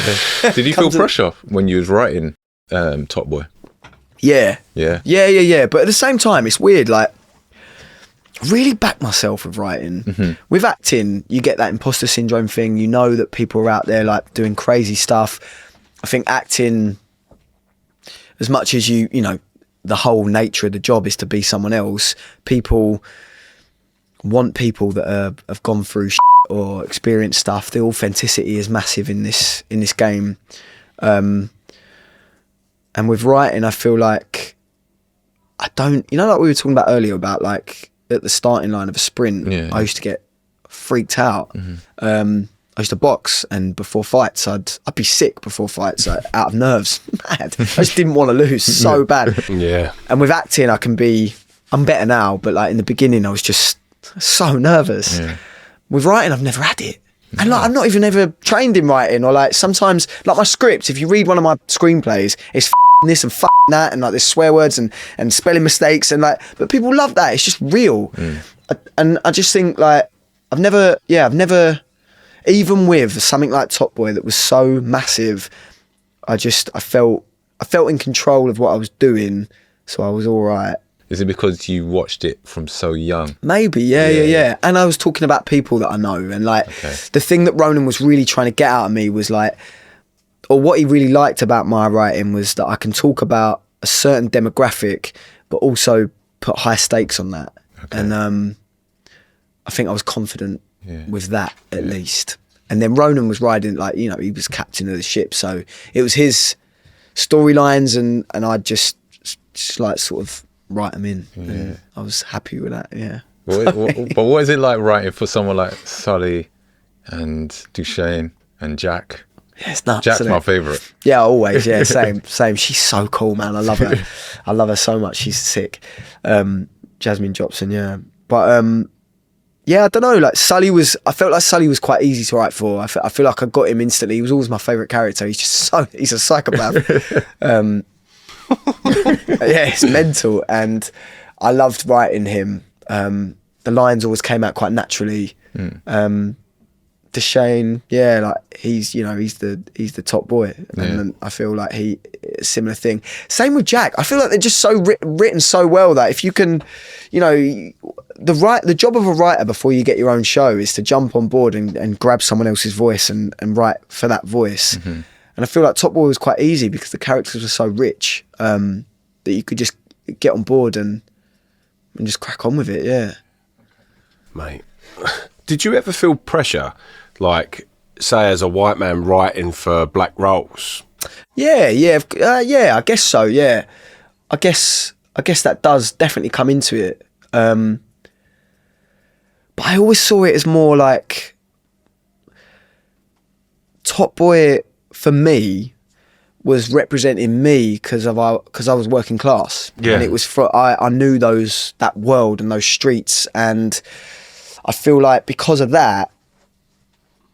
It did cross my mind. Of course it crossed my mind, but it never became a hindrance. It was always like, I was learning on the job, There were people in that room that were there specifically to do dialect passes or like culture sort of passes and make sure things were right. And I just saw it as an honour, man, like to get in there and sort of speak for those characters. I was coming from a class sense and sort of a sense of like, I get that struggle, whereas you're drug dealers, I'm trying to be an actor, but I get that kind of just that absolute need and necessity to like break out of something that I can do more than this, or I can push out of this. But then also the other people that don't want to push out of it, and this is their community, and this is a sense of like, I love this actually, and I've got family members like that, and I've felt that, like you probably know this from the stuff you've done, like you.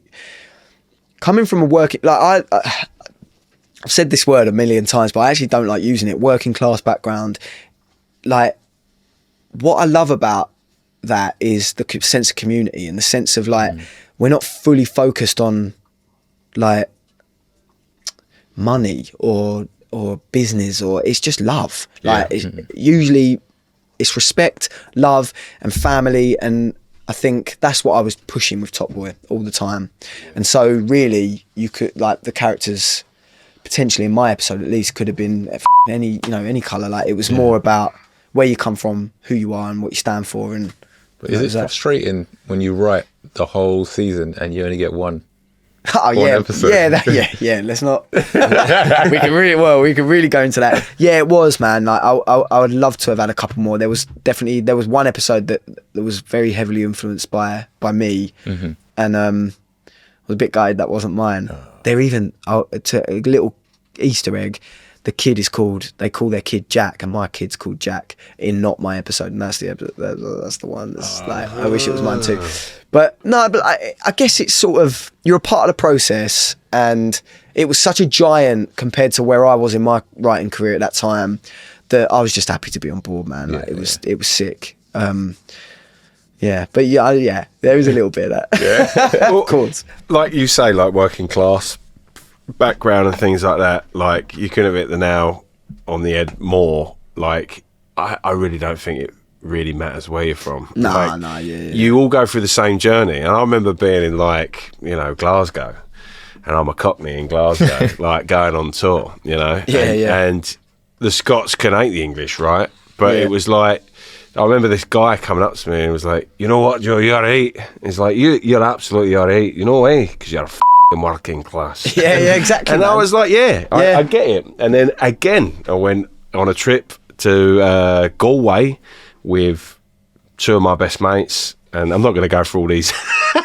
Sounds like a joke, doesn't it? Irishman, Scotsman, Englishman. But like, it was always the same conversation. It's like, oh right, we all get along, and without that sort of stupid linear effect that everyone goes through, it's because you're all from the same place. Totally, man. You're from the ground up. You get it. Yeah. They always say, don't they, that like there's the government or like politics and sort of they're trying to divide us all the time in any way they can. And actually, the true divide is class. Yeah. And like, if you're from, and like middle class, we're not talking about that. We're talking about rich and poor. And if you're rich, all you're trying to do is just f these guys over. And the way you f them over is by pretending that it's about all this other shit. And I think that's why like Top Boy is so good, because you really see that sense of community, and actually it's about a class divide here. Like, and these boys here are selling drugs because they're a product of their environment. That's what they got to do in order to excel and like move on. And yeah, I'm writing something in a minute. It's in a similar world where these boys from Essex, they're not got anywhere. They haven't got anywhere to go. They've got no direction or no one to tell them what to do next. So they choose crime, and I think it's quite prevalent, like in a lot of people. I've always wondered in Top Boy, why did no one ever have a Lamborghini at the end, like Duchesne? Why did he always have like the basics? Well, Sully mainly. Sully was very basic, wasn't he? Yeah, he never changed his coat. I can tell you why though, because you get caught. You get caught. Yeah. You don't. Do you know what? Right? There's a geezer. No one knows where I live. When we go out of here, have a look to the left. Right? Yeah. He's a pastor. Right? Not pastor, but a pasture. Right? Like, so religious and all that. Pastor. Sorry. And he's got pasta. He's got a G-Wagon sitting out the front, and I'm going, mad. There's no, there's no way what you do. What are you up to? And it's such a great cover. That's because great, he comes out with the old you know. But he had no cover. No. But still, you don't want to get caught, right? Surely that's why. But I think that's why. Yeah. I think, mate. You're right. I don't know. I feel like Sully he's a strange character in a way. Like he's a shadow. Like, I think he died a long time ago, and he's just existing, and like he's got no emotion, nothing. No emotion, there. And he had his daughter, and I think that that was his one thing. But you know, remember when that boy died in the first season of Netflix, where in the past one it was his little friend, and I think that moment when he's watching the flames, something dies in Sully. And I don't think the man after that, he's not getting a Lamborghini, man. Like he's gone. Yeah. I think that was what was interesting about Sully. I think maybe Duchesne. He had a penthouse. Yeah, his penthouse. Yeah. Range Rover. He liked to splash the cash a bit. Yeah. You know, it's really funny about Top Boy. They find what I've learned with writing TV is like, do you remember when he was sort of buying the nail bars for Shelley? Yeah. So that storyline, they realised within like Netflix, or I don't know where they realised this, like maybe asking people, like doing polls and whatever, that storyline wasn't really hitting, like no one really cared. And so it ended up just drifting away. And no one will ever be like, oh, what happened there with that storyline? But actually, there's no end. Like, it just drifted away. Wasn't it the one where the money didn't come through and then he beat up that guy? In your episode, right? Yes, yeah. But that's not about the... Oh, God, I can't even remember. Why he beats up the guy because the money... The woman that is... She, like... They shut up shop, don't they? And take all the dough that he's put into the... Yeah, f***ing hell. How long ago did you write this? It was so long. Yeah, honestly, like 2021 maybe. Oh, wow. Well, look. Talking about Sully and our man, look, we've got our little bottle of Duppy White, which is Kano's. Nice, drink yeah. here, right? We've got a game we want to play with you. Oh, You're a Jameson's man, so I got your bottle of Jameson's. that's very kind. You ain't got to go for it. I'm doing it. But look, we've got a game, so we put two names up against one another. So we're going to go boxing now. So we're going to say Muhammad Ali versus Joe Frazier. Who'd you pick, right? So you might go Muhammad Ali, right? Then all of a sudden go through the names, Muhammad Ali or Tyson Fury. Oh, okay, yeah. You might go, oh, hold on a minute, I can't pick, shot, right? So if you can't pick, it's a shot. Okay, I've only got a little bit of time to pick as well. No. You go into why you want to, why you pick them and all that. But so I won't do you wrong. I won't do you a massive dirty shot. But your shot stopper subtitle is British actors. Sick. So look. Oh my God. Yeah. Like my peers. Yeah. I've got to say who's better. So I'll start you off. Jude Law or Riz Ahmed?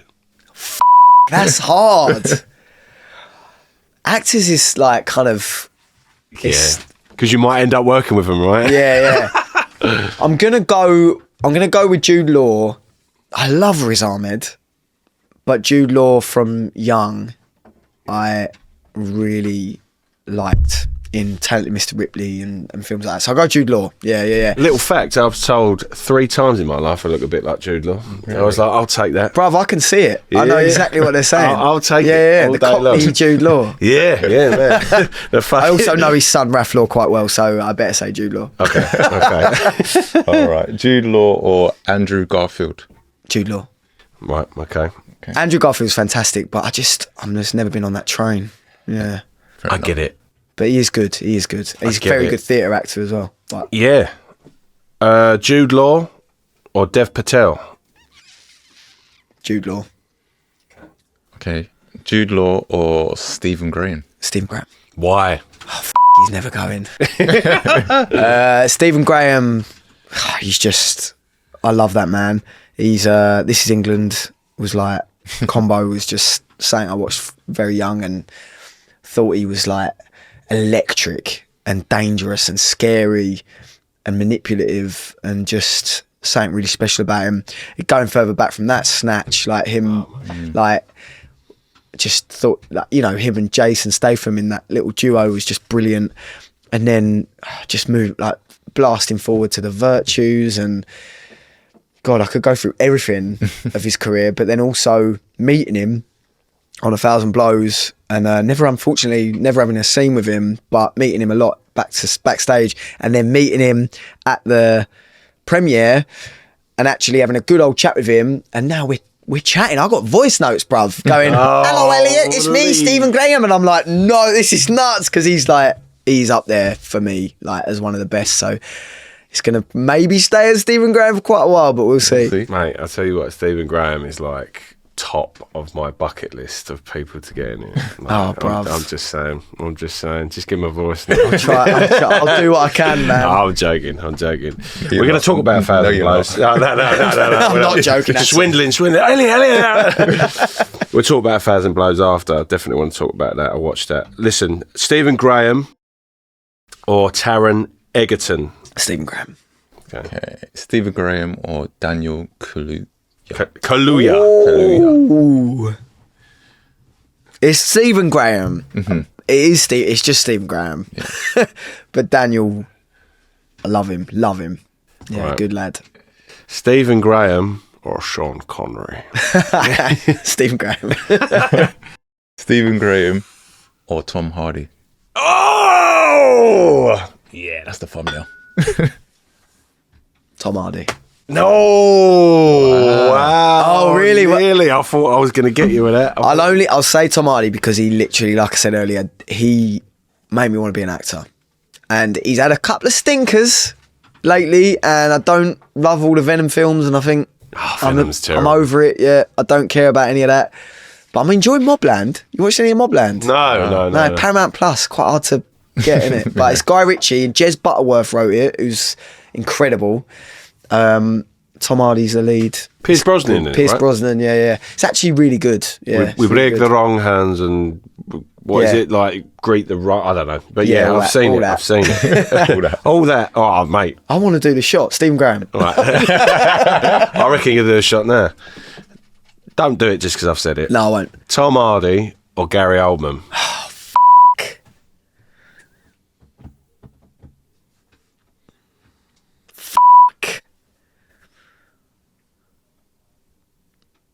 My heart's telling me Tom Hardy.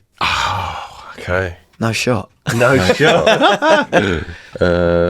That's mental that I've just gone over Gary Oldman, but yeah, my heart is telling me Tom Hardy. You give me the Gary Oldman vibes. I love Gary Oldman, man. Gary Oldman's quality. Do you know what I love Gary Oldman in? I love Gary Oldman in Leon. Yeah, man, yeah. Quality That's one of his, film. it's one of my favourites with him. Yeah, When you yeah. first saw him as a psycho. Do you know what I he's mean? And then from nuts. then he couldn't rub it. Yeah, do you know what? In like a lot of times I've ever acted in saying I'll watch his part in Leon just literally for eye movements of being a crazy person. Like the way he it's mad. Like if you just really study what he's doing, he's fully in it as a nutter. I'll give you one Bodied tip. it. One tip.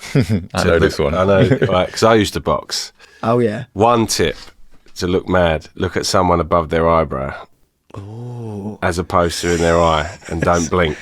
Oh shit. Okay. There you go. That's my little good. acting tip. That's a brilliant tip. So just above the eyebrow, Right. just Yeah, like like that. If you're Yeah. at distance and you don't blink, you just look a little bit skoo Look a bit weird, yeah. I've given an actor someone. No, I love it. Me in my pub. Take this bit for your role. Right, what are we going with? So Tom Hardy Tom Hardy. or Kane Robinson? Sully. Yeah. Do you know what?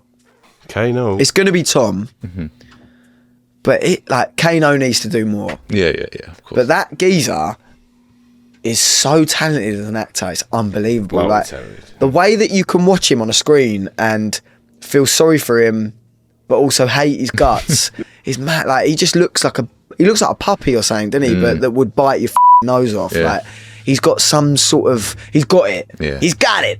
You know, the thing for me was the hot sugar over Dave's face. Oh, yeah. So that moment of just like, do you want another one, by the way? No, I'm good. This one's pretty Okay. full. Yeah. So Thank you. that moment of just pure like, Yeah. got him. Dave was brilliant in that. He was good. Yeah. I thought Dave was like, mate, he shocked me. Yeah, Like, yeah. It takes a lot. I'm a movie fan, right? And I was Right. like, I was like, actually, he's quite good. Yeah, good, mad. You know? Oh, wicked. Essex boy. Essex. East London. East. It's the new Sorry. East London. Yeah. No. Good clickbait. I'm going to use it. Tom Hardy or Eddie Redmayne? Tom Hardy. Tom Hardy or Anthony Hopkins? Come on. That's f***ing hard. Bro, I'm just gonna go Tom Hardy. Yeah, I get it. Ross and Harry are gonna laugh their heads off. You know, there was an ongoing joke at school that I used to love Tom Hardy films, and they'd be like, "Oh, Tom Hardy!" Like, I've got to stop saying Tom Hardy in a minute. Right. I've already done that one. I don't know why I put him there. So, Tom Hardy. There's a couple of people that have beat him. Oh, okay. Hold on. So, this is British, by the way. So, Oh yeah, it's yeah. only So, British. Oh, Tom yeah. Hardy, I can never pronounce his name, but Barry Keoghan. Oh How do you say Barry's name? well, he talks about this himself. So he actually, the actual pronunciation as an Irish person would be Keown. Keown. Keown, yeah. But he, like the GH is silent. Keown. My name's Elliot Warren Murtagh. Like an Irish name, Murtagh. And it's GH at the end. It's the same. Like, it's just, doesn't mean anything. But because he went through like the foster care system and didn't really know where that name came from, he used to always call himself Keoghan. Right. Because he just saw it spelled out and he was like, Keoghan, I'm Barry Keoghan. So that's now how he wants to be known, Barry Keoghan. Because he made that choice. Because he made that choice, yeah. Oh, which right. I Well, respect. good. Yeah, definitely. Let's go Barry. Let's go Barry. Wow. I do love Barry, he's sick. Yeah, let's go Barry. Wow, okay. All right. So now I've got to say the name. Barry Keoghan or Asher D. Oh. Barry. Let's go Barry. I love it. Like Ash, yeah. He directed on Thousand Blows as well. He was a good lad, like really nice chap. Yeah. Yeah, he seemed, there's that mix, isn't there, with Stephen Graham and Ashley Walters at the moment, Yeah, especially yeah, with the Adolescence and all yeah, that. yeah. Him in Adolescence really twisted my mind about Ashley Walters. Right? Right. Yeah. It twisted my, because I was like, this isn't any character you've played. It was very, just in terms of the vocabulary of the, Yeah, totally. of the character. Like, it sort of twisted. I'm going to say this, I wasn't a massive fan of Adolescence. Was you not? No, I enjoyed it for what it was, Yeah. for the one shot and the journey. The feat of what it was. Yeah, and it was emotional. I guess I love a twist, and I was just waiting for that knife, twist the knife sort of moment. And it was just really like, straight, wasn't it? He Yeah, did yeah. just do it. And I was like, right. But within that, I argue with myself and I go, well, actually, that's quite powerful as well. Yeah. Anyway. I get it though, because I really enjoyed it, and I think I watched it instantly when it came out, so I didn't see any of that. Oh, it's the best thing in the whole world. I just watched it, and I was like, that was amazing. Yeah. But I was looking for the twist as well. I was waiting for that moment where I was like, it wasn't him, or there's something else here, or just searching for a twist, and it doesn't come. Yeah, you're right. It is just played. Because Boiling Point, right, has the twist of, all right, he's a cokehead. Yeah. He's and he wants to give it up, and then the heart attack happens, Yeah. and you're like, oh, right? So I was, because it was the same guys, same Yeah, cats, you're and all waiting that, I for was something waiting. like that. Sorry, we're going off point. Yeah, I haven't seen it as well. You're doing spoilers. You've not seen Boiling Point? No, I haven't seen Boiling Point. I haven't That seen doesn't really. Adolescent. It is a twist at the end, but it's not. It's not a massive. You don't twist. need to worry. It's not ruined anything. Okay. Go watch that. That movie's. It's sick. Right, Yeah. we're going to have a bat off. Right. Barry Keoghan or Christian Bale? Oh, Christian Bale. Yeah? Yeah, love him. Yeah. Okay. Yeah. Why? Because of how immersive he is, man. Like how much of himself he puts into characters, and the way, like, Even the weight. the weight, the machinist, and the way that it happens so quickly as well. Like he'll do a film, and then 6 months later he's doing a film where he's this thin. But I do like my personal favourite film of his is The Fighter. Have you seen The Fighter? God, yeah. Brilliant. In performance terms, I just love that character so much, man. I'm writing a boxing film in a minute called Bruiser, and there's a character in it that I want to play that is basically the brother of the main fighter, who's also his trainer. And I've just been so inspired by Christian Bale, and like that battle with drugs, and like the weight and the unhealthiness of his character is just, I just love it. Yeah, he's so good. Mickey Ward. Yeah. If you need an old coach, my old man was a ABA boxer. Oh, really? Yeah, 5-time finalist and all that, mush like Oh, that, shit. everything. Someone in the background, cool, son. Get him in. Christian Bale or Benedict Cumberbatch? Christian Bale. Christian Bale. Yeah. Oh, no, Christian Bale. Benedict beats Cumberbatch is in Cumberbatch. one of my favourite films, but I love that film because of Tom Hardy. Okay. Have you seen it? Stuart Life Backwards.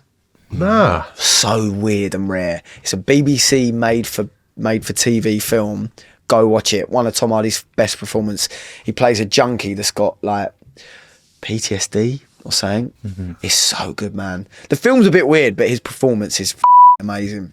Yeah, it's really good. Homeless junkie with What's it called? Stuart A Life Backwards. Right, okay, I'm going to watch that. And like Tom Hardy's playing this like little drunk dealing homeless guy. It's mad. Yeah. His characters, I don't know where it like that came out of him, but he literally looks like someone off the street. It's so good. Yeah. Right. Here we go. But Christian Bale, yeah. Christian Bale. So Christian Bale or Idris Elba? Oh, Rufo. Top show. All right, now we'll figure it out. I'm going to go Christian Bale. Wow. I'm just thinking about Idris's... I like more of Christian Bale's performances. I love Idris as a human being. And I loved him in The Wire. But I'm going to go Christian Bale for knocking out different performances. Okay. Okay. Last one. Christian Bale or Daniel Day-Lewis? I knew that was coming, bro. Daniel Day-Lewis. Yeah? Yeah, all day, man. No shots. Yeah, all day, man. Like, me. There Will Be Blood. Gangs of New York. Like, I've got a straw. yeah. he's another level in it. Have you seen Lincoln? Yeah, Yeah. mate. Yeah. Like, You know. but I didn't love the movie, really. I was a bit like, all right. But his performance, there's a bit where he's like doing some sort of writing on a ledger and people are walking around and he's just talking, and it's like, it's so unbelievably real. It's not acting anymore. He is literally like, he's been possessed by Lincoln. Good lad. Like, Takes over. Listen, Yeah, that was proper. Shotstopper. So in the end, Daniel Day-Lewis, Tom Hardy did well, and so did Christian Bale?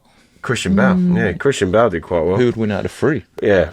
Listen, we've got about. didn't get a shot. I'll do you one. Yeah, I'll have one anyway. We've got about 10 minutes left. I want to talk about two things. I want to talk about 1,000 Blows Yeah. and future projects. Cool. And then we've got a thing called Last Orders. So, tell us about how 1,000 Blows come about. How did that come about for you? So that was just an audition straight through the door.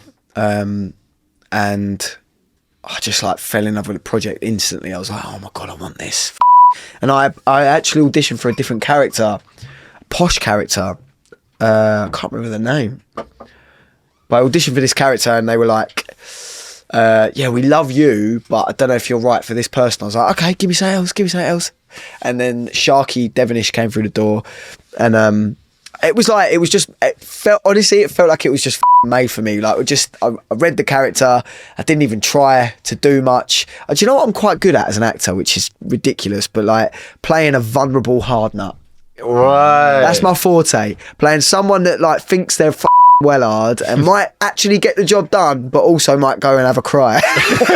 Because I got the impression that he was like, he'd come from privilege, but okay, but like tries to be a bit about it. Yeah, yeah, do you know what I mean? Yeah, I can see that. Yeah. I don't know. Yeah, that we never go into his backstory, but that could be it. Yeah. Yeah, that's usually my forte. And Sharky was like, he's trying to be like proper geezer, but he's getting mugged off by this lady. Yeah. And he's not got much money, and actually like gets a gun in his mouth and almost like it's quite intense, that scene. Like there was a more intense version as well, and we had to sort of dial it back because it was a bit like, oh, maybe Mary's being too much here. Like let's just pull it back. But it was really something I could really lean into and have fun with. And then it happened, and just like the set for that place, right? They've made basically like an Albert Square. Oh wow! But all Victorian. It's so cool. Every shop is real. Like you go onto a set and the shop front's there, and then you can't open the door and it's this big and like it's not real, and there's mirrors in there to make it look deeper and whatever. But this place was all working and real. Every shop opened, and like you could go upstairs and there were horses everywhere. And there's a bit in the second episode where I'm losing my complete mind and walking around, stumbling around with a beer and drunk and upset. And the way we filmed that was the director was like, right, we want you to like really get in the zone. So we're going to get everyone out of the way. We're going to hide cameras indoors and whatever. And we're going to put all the extras in and the horses. And you're just going to come out as if this is Victorian England. So like I had a beer that was a fake beer, but like the taste of it on your lips is enough. Yeah. And I was spinning round loads, just like in a room like this, spinning. And they're like, and action. And I just come out of a door and I'm like, fuck. And the main thing they always say about acting drunk is when you're trying to act drunk, just the main thing you got to have in your head is you're not drunk. Don't act drunk. So then you're walking around, and because that's what you do in real life, right? You're trying to not be drunk. All right. Yeah. You're trying to just like be fine, but you're actually steely-eyed. Yeah, steely-eyed and just, no, yeah. I'm fine, mate. Yeah, no, I'm fine. And I was doing that and walking through this thing, and there's no cameras, there's no crew. Like, because usually when you're filming, there's like 20 people in front of you, like, ooh, walking around. They're not there. It was just so immersive, and I got to have this complete breakdown, which lasted about 5 minutes, and on screen it's 5 seconds, which is a shame.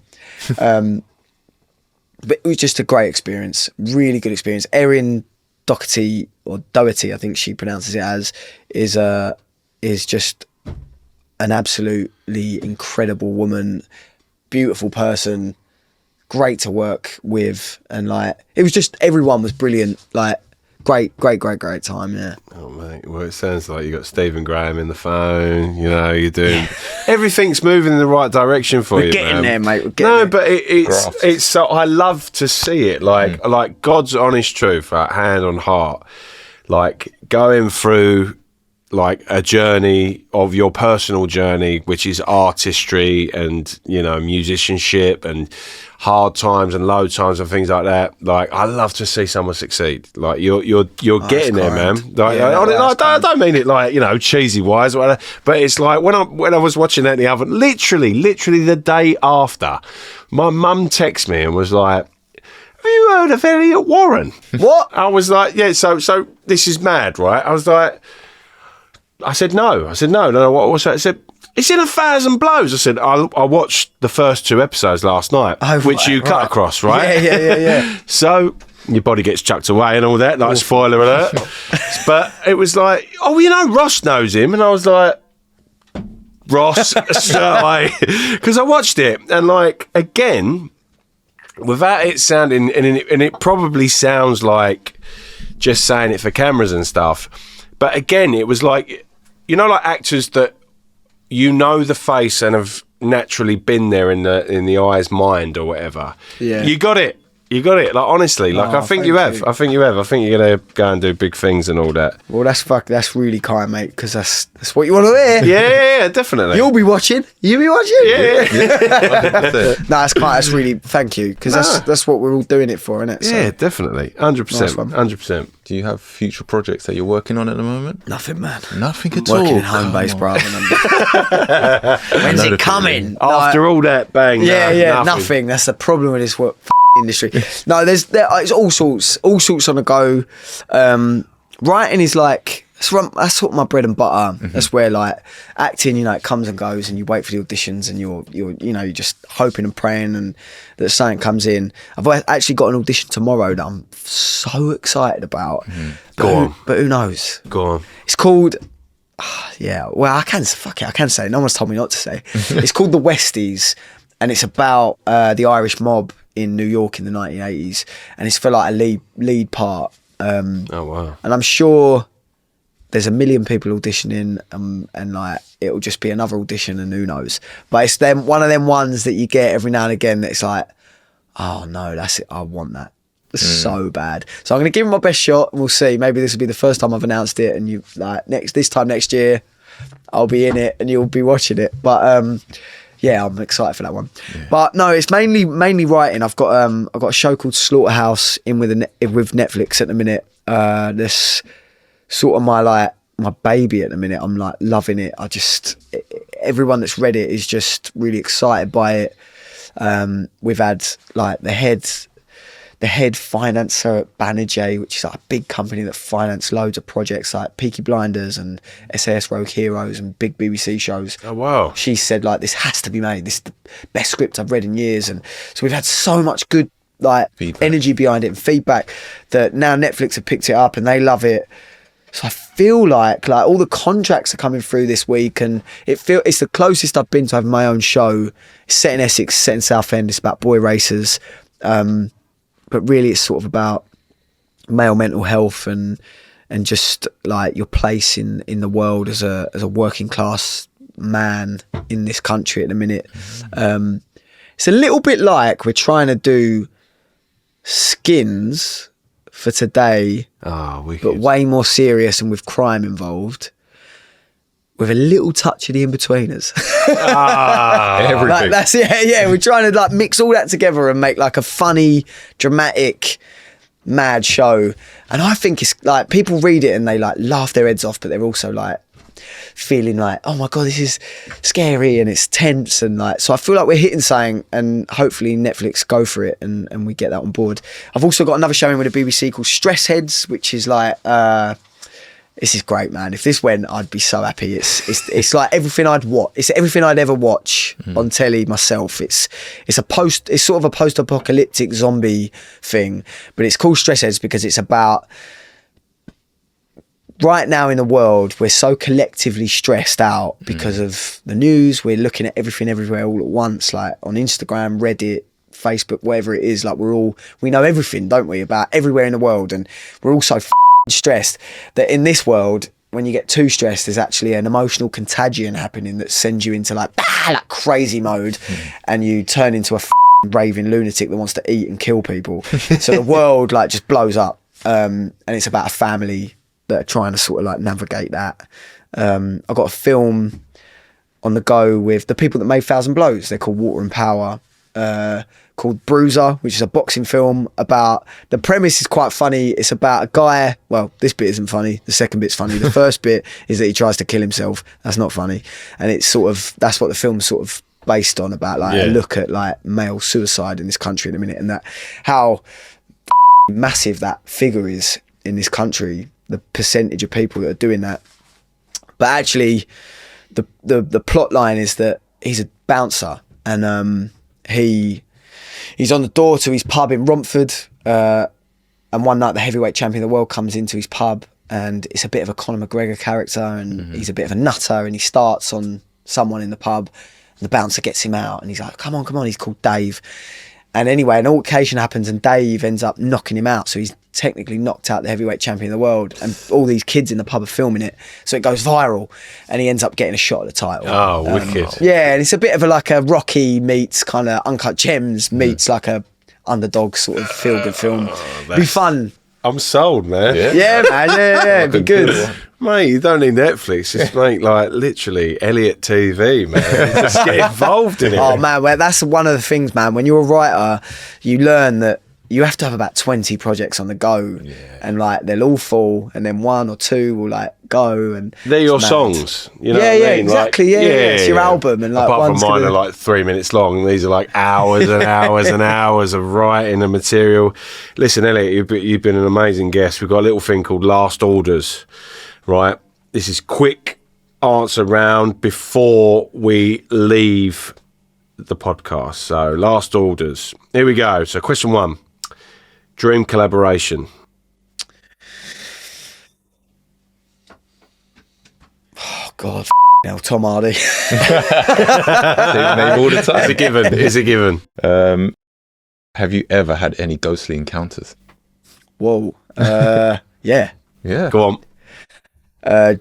Jersey, the Channel Island, you know that place? Yeah. The little, I've got family members there. My auntie married a Jersey man, so you get to live there. Otherwise, you're not allowed to live there. It's like a weird place. But they ended up running a hotel that was like a very old, weird, dilapidated place called the Oamaru that they took on and sort of like built back up. And we were staying there quite a lot. Me and my stepbrothers I used to get chases with, we were like chasing each other around the hotel one night, and I went up to the top floor that you weren't allowed to go on. I think it was for staff or something, and I was running around, and I thought I heard someone running after me, so I was like, so I ran and jumped down like a whole flight of stairs to, like, you know, like stairs go like that, little landing, and then go down that way. I jumped from the top down to that bit, and as I jumped, I looked round and I saw a little girl, and I got to the bottom. And I was looking again, and she wasn't there, and there was no way it could have been a little girl. I was only probably like 14, and I didn't care or think about ghosts, and I felt so weird that I sprinted down to the garden where my dad was having a sunbathe or whatever, or beer, and just sat with him and was like, I don't really know how to feel about that. That was well weird. And told my stepbrothers, and they just laughed their heads off, and I laughed and then forgot all about it. But the more I thought about it, after that, I was like, I think I saw a ghost. Wow. I'll tell you some stories after. I'll tell you some stories after. What's the last photo you took on your phone? My penis. Probably my kid. Jack. I've take pictures of him every single day, so probably him. Okay. Jumping about, yeah. Little Jack. Who would play you in a film? Tom Hardy, mate. Do you like him? Right, he's gonna come on. Yeah, actually, no more, eh? Like, yeah. Right, here we go. You've got 30 seconds to win over a Hollywood exec. What are you pitching? What, in terms of myself? Yeah, what are you going to do? Like, you've got a film that's coming out. What film is it going to be? Go. 29. I have got a film called The Champion Contender. It is about a small pub in the back of a garden, and suddenly aliens attack, and we all have to get in the pub and bolt down because the aliens are going to come in. Just give me the part. Just give me the film. Sold, mate. So we got a lock in, so we're getting pissed while we're fighting aliens. But there's aliens as well. And it's all in one shot, and Barantini's doing it. Yeah. And Tom Hardy's in. Of course. Listen, that was your last orders. Last question for you. What advice would you give to an up-and-coming actor or a writer or a director that's trying to crack it? I would say make your own work 100%.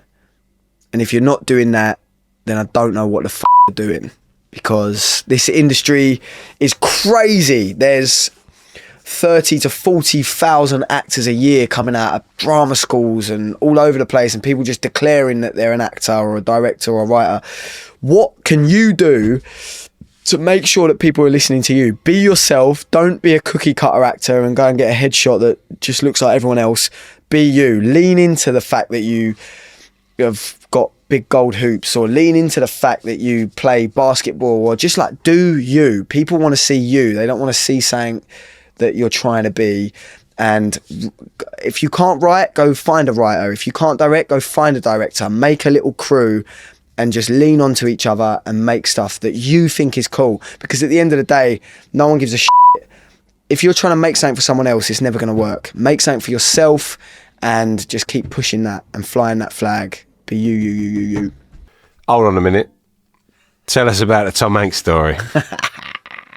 Right. So like I'd done Masters of the Air, and that was amazing, and I'd got to sort of meet Tom Hanks, but it was very like he was over there and there was 100 of us here like, oh my gosh, it's Tom Hanks, and it wasn't a proper meeting, you know. You couldn't officially say you'd met Tom Hanks. It was like, yeah, I was sort of there with him. And then we went to LA, and there was the premiere for Masters of the Air in LA, and that's a whole nother story. Like, I got put up in the Four Seasons, and David Letterman was in the room next to me, and it was mental. And the Hollywood sign was right there outside my balcony. Wow. It was crazy. I got a breakfast in the morning in that room. I got eggs Benedict. Was it an eggs Benedict? I think it was something like that, or eggs on avocado. Eggs Cumberbatch. Yeah, eggs Cumberbatch. That was it. Eggs Benedict Cumberbatch. And it came, and I was like, brilliant. And a little bill came with it, and it was 120 quid. Like, wow. 120 pound for an egg on a bit of avocado toast or something. Mad. It was a crazy place. Anyway, I got to the premiere and sort of saw Steven Spielberg and Tom Hanks and was like, hi, it's me. And they were like, way, and like sort of doing this little thing at me like, hey, like even Spielberg, like, ah. And I was like, why are they doing that to me? Like, that's cool, like, hi, sick. And then that kind of ended, but then their producer, who's called Gary Goetzman, he's a very, very, very famous producer in America. He's actually, there's Paul Thomas Anderson film called Licorice Pizza. You seen that? No. Yeah, mate. Yeah, I have seen it. It's based on Gary's life. Like, right. That's how prolific the couple he is. that go through the old. Yeah. I do know. It's based on his life. It's he's a very prolific figure in Hollywood.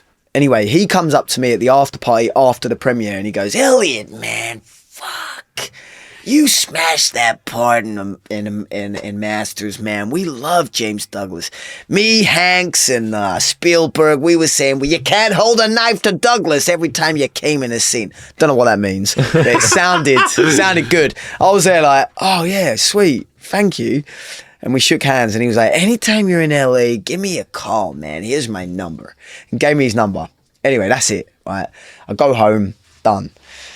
Then Hard Times, the short film I make, gets into the LA Film Festival. So I'm going back to LA for free again. And so I fly out, get there, and the festival is in like 2 days, and I've got a day to myself. So I text Gary Goatsman. I'm like, Gary, I'm in LA. If you want to say hello, I'm about. I get an instant text back. I hear, by the way, from people like Callum Turner, like famous people like Gary never texts back. He's giving you his number. It's Bob. He texts me straight back. He was like, I'm in LA, man. Come over to the office. When can you come? Thursday? I'm like, yeah, I can do Thursday. He's like, cool. See you Thursday. I'm like, sweet. So I'm like, okay, here we go. Gets to Thursday. I get in a cab and I go down to like somewhere near like Sunset Boulevard or some other LA name, and get out of the cab and I'm like, okay, somewhere around here. And I'm looking and I'm on this street and there's a lot of homeless people and there's a lot of like madness going on, and I'm walking around like, is this the right place? I don't know what's going on. So I text Gary, like, I see a street, South and Western Street in here in back nowhere. Am I in the right place? And he's like, he just puts back, hold the on. And I'm like, what? So I just stand there. And about 30 seconds later, a Tesla comes ripping round the corner at like Fast and the Furious speed, like comes up, and the back window opens and Gary's there. By the way, he's got like crazy grey hair and a grey beard and glasses, and he's in the back and he's like, the f*** are you walking around here for, man? This plate, you're gonna get shot, bro. And I'm like, what? And he's like, you get in the car, man, you'll get shot. I'm like, okay. I get in the car and he's like, this is a crazy neighborhood of LA, like that you'll get killed. So just come with me. So I get in the car, and then 30 seconds away from that is their studios. Like the most beautiful, we get in, it's like gorgeous. Like I'm in £1 billion James Bond's villains, like little pad. It's mad. And I'm like, it's crazy that we were just somewhere where you reckon I would have got killed, and now I'm here. Anyway, I'm sitting in there and I talk to Gary for about an hour, and we're just chatting, and I watch a bit of a film called Freaky Tales that is just come out now, like a year and a half before that. I'm watching it, sitting there. He's like, what do you think of this, man? I'm like, yeah, it's good. It was such a weird thing. Exclusive. Anyway, it gets a bit ridiculous. Like, I'm there for ages, and I'm like, I've got to go to this festival thing. So I'm like, Gary, I'm going to have to go. And he goes, hang on a minute, man. And he gets on the phone and he comes over and he goes, you can't go yet. I'm like, why? And he's like, because we're going to have tacos and Hanks is coming. Wow. And I was like, shut up. What? I was like, okay, I'll stay. So I wait, and about 20 minutes later, I'm sitting in this office talking to this lady that she was a costume designer for Master of the Air. Amazing woman. And she was randomly there as well. And we're chatting, and suddenly I hear, oh, and I'm like, that's Woody. Woody's just entered the fucking building. And I look and I see Tom Hanks walking in. I'm like, oh my God, this is mad. And I get up and Gary's like, and I walk over, and this is the most surreal moment, right? So Tom Hanks has walked in, and he's there he looks better than I've ever seen him in films. He looks fantastic. And I'm like, whoa, that's Tom Hanks. I walk in and he goes, hey, he's talking to, you're me, right? He goes, hey, no, I'll be up there in a minute. Yeah. Elliot. Wow. And I was like, that's nuts. What? How'd you know my name? Gives me a big hug. And he's like, whoa, I like your jacket, man. I was wearing this little P&Co number. P&Co, you know that? Yeah. They were always on Instagram. Yeah. I was wearing a little jacket of theirs. They were like, he went, do a spin. I was like, this is nuts. I'm in a dream. I spin, and he's like, that's great, man. Where'd you get that? P&Co. He's like, cool. And then we're like chatting. He was like, Masters of the Air, man, you brought so much to, giving me loads of compliments. It was mental, right? But then he's like in the mode of like closing his eyes, giving me compliments, and then he goes, what size shoe are you? And I'm like, 10. And he's like, I got a pair of trainers that got your name on it. I was like, okay.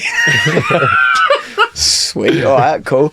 And he just runs off, and he comes back like 30 seconds later with a Nike box, and he's like, these came from a basketball player. I can't remember his name. Basketball player. He gave me these. I got like 3 pairs. These are yours, man. Have them. I was like, okay, thank you.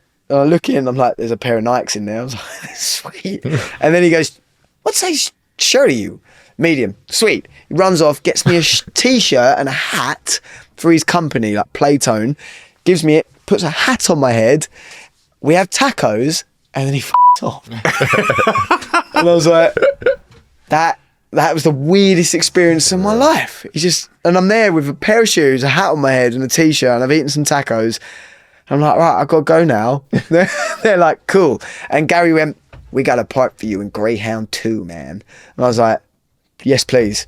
And I was like, you're making a Jurassic Park, right? A new one. He was like, we are indeed. Scarlett Johansson. I was like, I'd love a part in that. He was like, you text me, remind me of that. I was like, I will.